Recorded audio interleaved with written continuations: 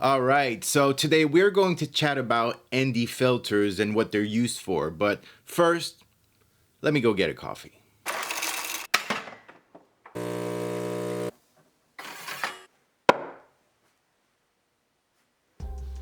Right, I'm good now. All right, so what are ND filters and what are they used for? Well, first of all, ND stands for neutral density. So what an ND filter does is basically blocking light from entering the camera. They are basically like sunshades for your camera.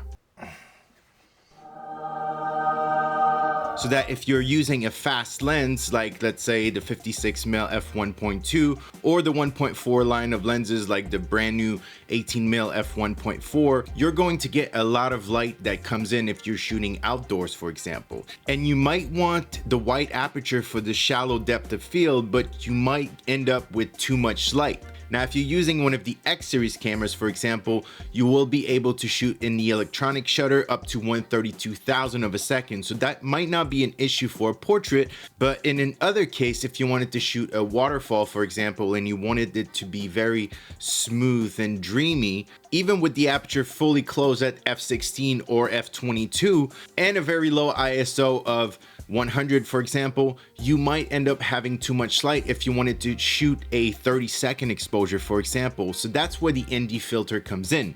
It will allow you to keep that shutter open for a longer period of time so that it can capture more movement within the picture you're taking, therefore getting that dreamy, smooth waterfall, for example. So another use case for the ND filter would be in the video world. So if you are not familiar with that, if you want a cinematic look, you will have to shoot at a shutter speed of around 1/60th of a second or 1/48th of a second if you want to be really precise, if you're shooting at 23.98 frames per second or 24 frames per second.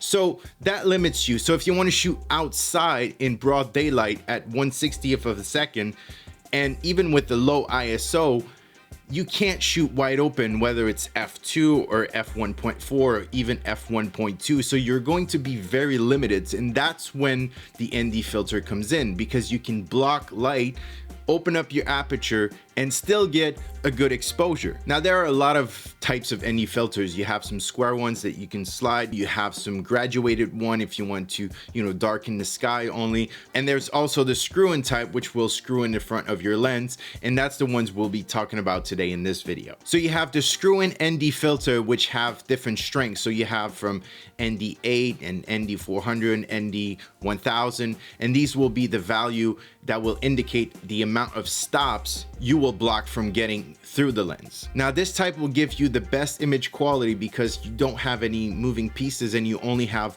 one piece of glass in front of your lens. But that comes with a disadvantage because you have a set strength for your ND. So if you need to get a stronger or, a lighter ND filter, you will have to unscrew the filter and then change it. So that basically means that you need to walk around with a set of ND filters and then change them accordingly to the scene and the amount of light you have in your scene. Now, the other type is the variable ND, which we really enjoy because you have that versatility going from very light to very dark, and then you just screw it on your lens and then you can adjust it as you go. So for us, being a small crew of, one person in front of the camera and one person operating the camera, it makes it very easy for us to just have a run and gun setup. And then we usually have our video lens of choice, which is the 35mm f1.4, which we really like because we can create that shallow depth of field. And then we just have that one filter screwed onto the front of the lens, and then we can adjust it depending on the exposure on the scene. So that's very nice because it is, again, very flexible. But that flexibility comes at a cost because we will lose a little bit on the image quality because you have two pieces of glass rotating to create that darkening effect.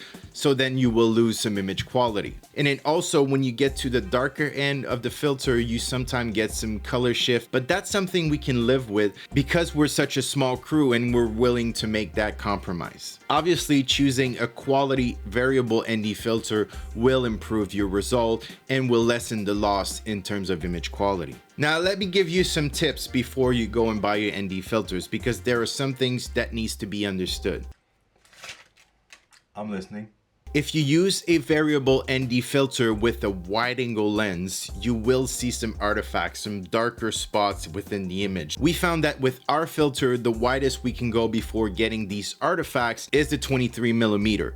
My next tip is for people that have a lot of lenses and are thinking of buying the largest filter and then using step-up adapters. Now, I wouldn't recommend this if you're going from a small diameter to a very big diameter because you can get some reflections. If you want to buy, a bigger filter and then use step-up rings, I wouldn't recommend going to big gap. I wouldn't go farther than like 52 to 58 millimeters or like 62 to 67 millimeters or even 72 to 77.